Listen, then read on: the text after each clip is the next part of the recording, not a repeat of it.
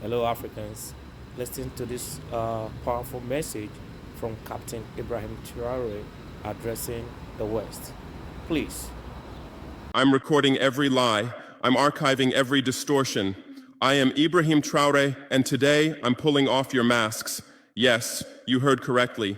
I, whom you call a young military junta leader, whom you brand as a dangerous radical, whom you serve up as an anti-Western dictator, am now telling you the truth. And this time you cannot turn off your microphones. This time you cannot turn away your cameras. This time your editors cannot cut this speech. Because the world you monopolize no longer exists. Because millions will hear these words now, without passing through your filters, without being subjected to your distortions, without being muddied by your lies.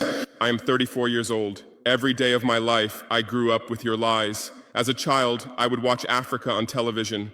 Always the same images. Children with flies, dry lands, weapons, death. This is Africa, they told us. This is what Africa is.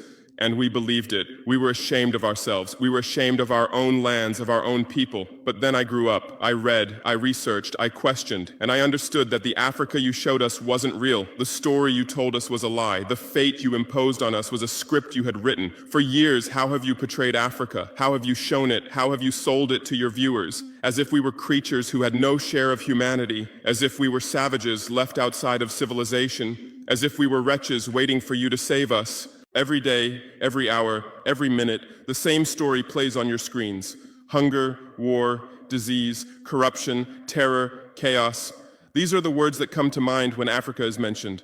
In your Africa dictionary, there are no other words. No hope, no success, no development, no resistance, no honor, no pride, no victory. So I ask you, New York Times, Washington Post, Guardian, Le Monde, have you ever made Africa's successes your headlines? How many times have you written about Rwanda's technology miracle? How many times have you shown Ethiopia's reforestation project? How many times have you praised Botswana's democratic success? How many times have you described Kenya's entrepreneurial ecosystem? No, because these don't fit your scenario. Your Africa cannot be successful. It cannot, because then how will you legitimize your exploitation? If it's not in need of help, how will you intervene? If it's not backward, how will you look down on it? Have you ever asked yourselves, has any editor sitting at their desk, any news director in a meeting, any columnist at their keyboard ever thought, why are the people of the world's richest lands poor? Here are the numbers for you, real numbers. Africa owns 70% of the world's cobalt reserves. Your cell phone, your computer, your electric car won't work without cobalt.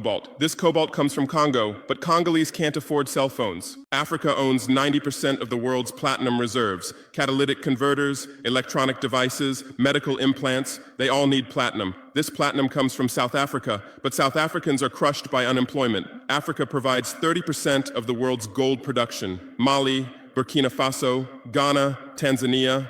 Gold flows like rivers from our lands, but our people swim in poverty. Africa supplies 65% of the world's diamond production. Botswana, Angola, Congo, Sierra Leone, billions of dollars worth of diamonds are extracted, but our miners live on $1 a day. Africa owns 35% of the world's uranium reserves. Niger, Namibia, South Africa. Nuclear plants run on our uranium. Paris lights burn with our uranium. But our villages have no electricity. And you still ask, why is Africa poor? No, the right question is, how was Africa kept poor while being so rich? Here's your answer. Colonialism didn't end. It changed shape. You used to come and occupy our lands. Now you come and establish companies. You used to take by force. Now you make agreements. You used to rule with the whip. Now you rule with credit. Let me give you concrete examples.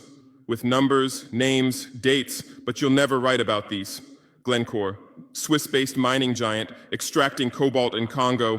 2022 revenue, $256 billion. Tax paid to Congo, $500 million. That's 0.2%. Is this justice? Rio Tinto, British-Australian mining giant, extracting bauxite in Guinea, 20 million tons annually.